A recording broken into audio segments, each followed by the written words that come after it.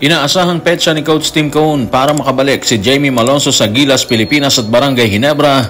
Inilabas, nababahala naman ang Gilas mentor sa kapitan ng Tall Blacks, bunga ng posibleng pananalasa nito versus Gilas.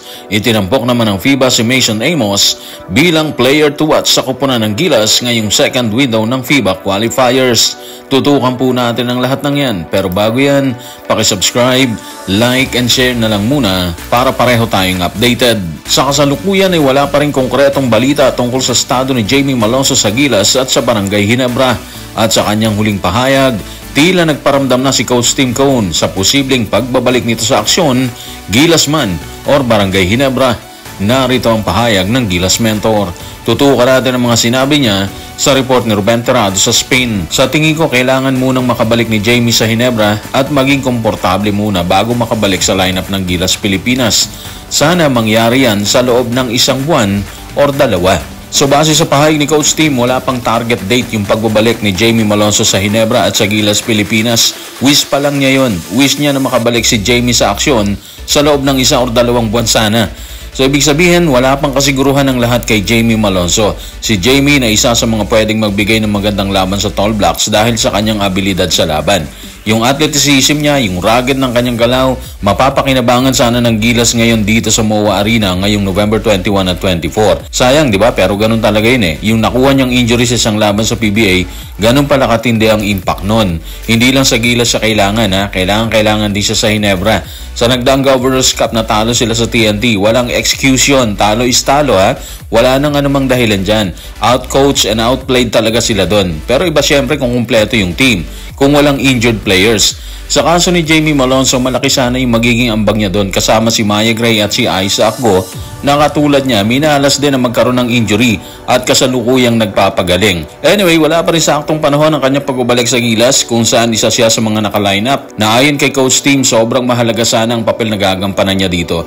Pwede kasing laruin ni Jamie ang ilang position sa Gilas, kaya wala siyang magawa kung hindi manghinayang dahil hindi nila makakasama si Jamie at AJ Edu na kasalukuyan pa rin sumasa ilalim sa treatment base kay team manager Richard Del Rosario. Kung wala pa rin kasiguruhan ang estado ni Jamie Malonzo sa Gilas at Barangay Ginebra, tila'y kinababahala naman ni Coach Tim Cone ng kasalukuyang kapitan ng Tall Blacks na si Corey Webster. Base sa kanyang revelasyon, ang nasabing kapitan ang isa sa mga posibleng maging susi ng New Zealand sa kanilang magiging tagumpay. Narito ang kanyang paglalahad.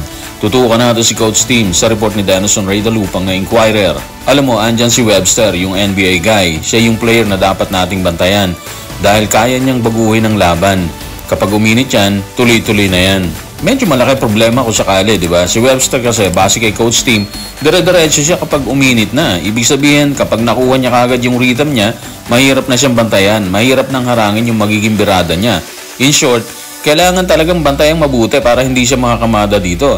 Sa ngayon, 37 years old na si Webster. Nagkaroon siya ng stint sa New Orleans Pelicans and of course sa Dallas Maverick. At minsan na rin siyang nakasagupa ng Gilas noong 2016 kung saan natalo tayo noon. Ginanap din dito sa Maynila ang nasabing bakbakan para sa Rio Olympics. Kaya hindi na bago kay Webster ang laban sa Gilas, Pilipinas.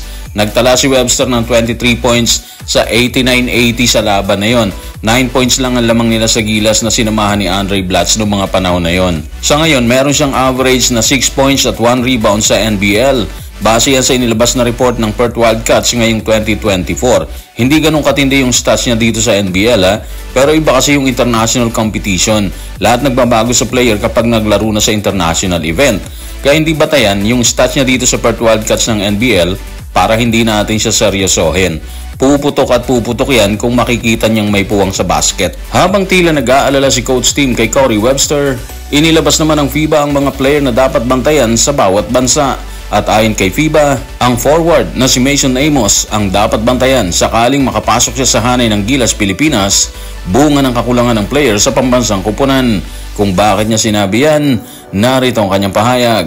Tutukan natin si FIBA sa FIBA.basketball. Kung sakaling makapasok si Mason Amos, malaki ang maitutulong niya para mapalawak ang espasyo sa mga Pinoy dribbler dahil sa kanyang galing sa shooting na maaaring magbigay ng mas maraming puwang para sa mga mas malalaking nasa loob tulad ni Junmar Fajardo at Japet Aguilar. Alam niyo, tingin natin yun din ang hinihintay ni Mason Amos, yung tiwala ni Coach Tim na sana may pasok siya, di ba? Tama si FIBA, pagkakataon na to ni Mason Amos, unang-una daming wala. Wala si AJ Edu kung sakali, di ba? Wala rin si Jamie Malonzo. So, ibig sabihin, kailangan talaga ng big man na katulad niya. Kailangan si Mason Amos. Nung time na ginanap ang OQT, hindi siya nakapasok sa laban kahit ata isang game. Wala siya dun eh. Hindi ko na maalala pero parang ganon. Siguro correct nyo na lang ako kung nagkamali tayo ng info. Pero kung magtitiwala si Coach Tim, sa palagay natin, handa naman si Mason Amos. May kakayahan naman talaga siya. Kailangan lang talaga ng tiwala ni Coach para makakamada siya sa bakbakan. Para makapasok siya doon. So yun na nga, wala tayong Jamie Malonzo, walang AJ Edu kung sakali. Kaya hinala ni FIBA, posible magamit ng yun si Mason Amos dito sa qualifiers kung saan kailangan manalo ng Gilas Pilipinas para makapasok sa Asia Cup 2025 na gaganapin sa August 5 to 17 sa Jeddah, Saudi Arabia. So guys, maraming salamat.